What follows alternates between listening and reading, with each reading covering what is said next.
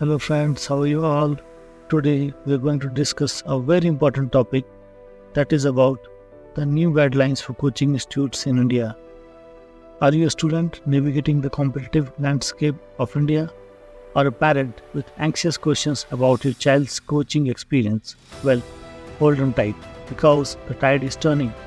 Government has rolled out new regulations for coaching institutes and it's bound to shake things up. Let's delve into the nitty-gritty of these changes, understand their potential implications for students, and discover if they offer a brighter future or simply stir the pot further. So let's get started.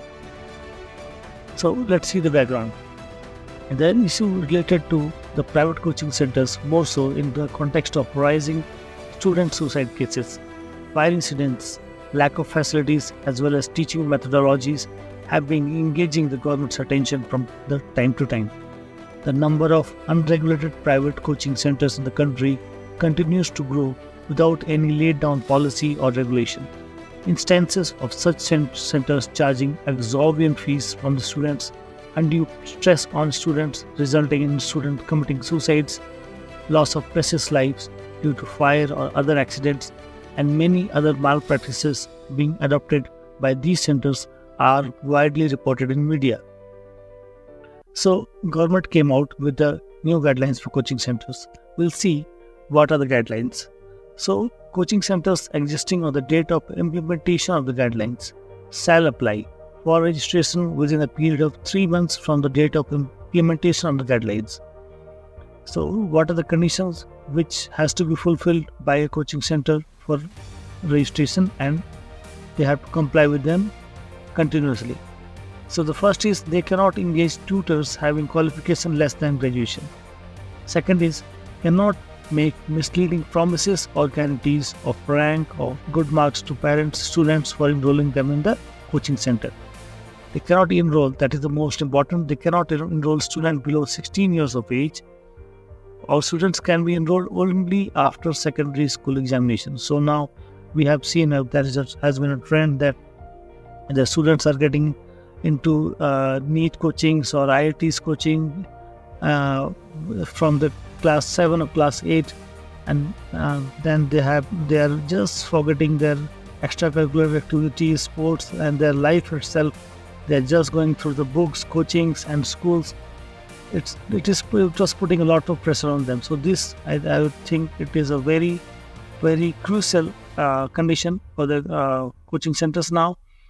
The fourth one is they cannot take part in publication of any misleading advertisements relating to any claim, directly or indirectly, of quality of coaching or the facilities offered therein, or the result procured by such coaching center or the student who attended such class. So you will see that the topper of any exam will feature in all the coaching institutes' advertisements, and everyone will claim that the topper studied with them. So this cannot be done any further. Coaching centers shall have a website where they have to display the qualification of tutors, courses, curriculum, duration of completion of hostel facilities, the fees, everything. So they have to provide complete details of their coaching center on the website, so that the student and parents, they are informed. Now, what are the objectives of the guideline? The objectives of the guideline is to provide a framework for registering and regulating coaching institutes. Now, they have been unregulated and they have been flourishing like anything there. You can find them every nook and corner. The second is to suggest minimum standards requirement to run a coaching center. Third, to safeguard the interests of the students enrolled in coaching centers. Fourth, to advise coaching centers focus on co-curricular activities as well as holistic development of students. So they don't have to just teach, they have to focus on the co-curricular activities also. To provide career guidance and psychological counseling for the mental well-being of the students. So only academic well-being is academic guidance and academic teaching is not important. They have to provide career guidance also and psychological counseling also, so that the mental well-being of the students is ensured. Now, what are the other important guidelines? So there are a few very important guidelines like fees. So now a coaching center self-supply the prospectus, notes and other materials to their students without separate fee. If a student has paid the course fee in full and is leaving the institute in the middle of the period, the students will be refunded the fees and the refund will be on the pro rata basis within 10 days. So they cannot just keep the fees for the whole term. Under no circumstances shall the fees on which enrollment has been made for a particular course and duration shall be increased during the course. So once it has been paid, that's it. They cannot increase it any further. Now we go to curriculum. There are guidelines about curriculum also. To keep students connected with family and receive emotional boosting, coaching centers, as suggested by the guidelines, will have to customize leaves. There has to be leaves in between the courses, and they cannot just go on and on, and it should not be endless. There should be co-curricular activities like life skills, counseling from a psychologist, emotional and bonding, and mental well-being have to be prioritized. Now, first, the guidelines also talks about the infrastructure requirements. So, within the basic structure of the coaching center, a minimum of 1 square meter area may be allocated for each student. So, you might have seen the coaching classes crowded with students with not even an inch of space for a student. So there has to be 1 square meter area of the for each student. Coaching center building shall have fire safety codes so that fire incidences should be avoided. A complaint box should be there, which will be opened by a government official only.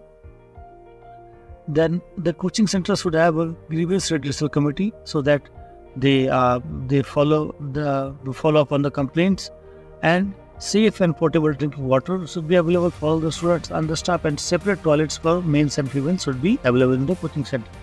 Now there are some code of conduct for the coaching center also. In case of the number of students to be enrolled, in no case the number of students in a batch shall be increased in the middle of the course. Also, the number of students admitted may align with the requirements of maintaining a healthy teacher-student ratio in the class. So it should not be like one teacher is teaching thousands and thousands of students. The coaching center shall not enroll students below 16 years of age, as we had discussed. Also, the counselor and psychological support should be given to the students.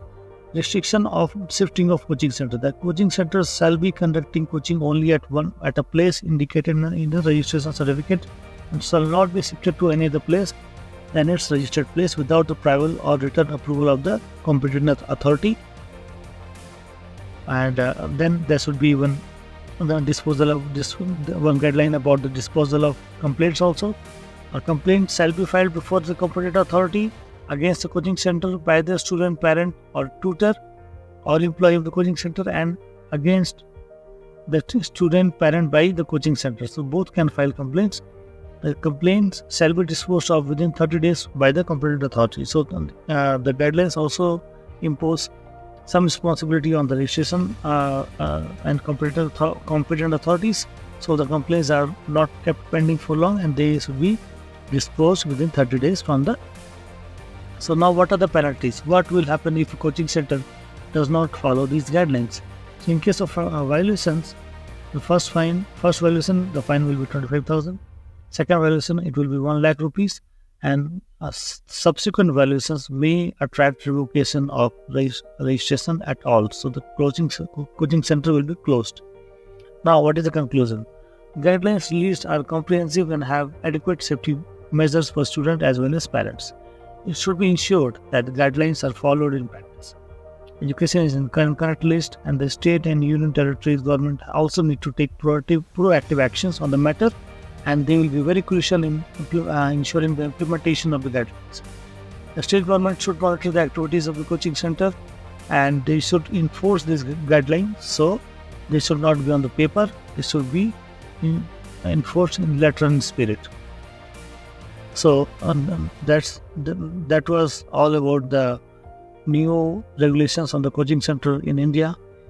That's a wrap up for today's discussion on the new coaching regulation in India and their efforts on students. We hope this video has provided you with valuable insights into the changes and their potential consequences. If you have any thoughts or experiences to share on this topic, please do so in the comments below. We love hearing from our viewers.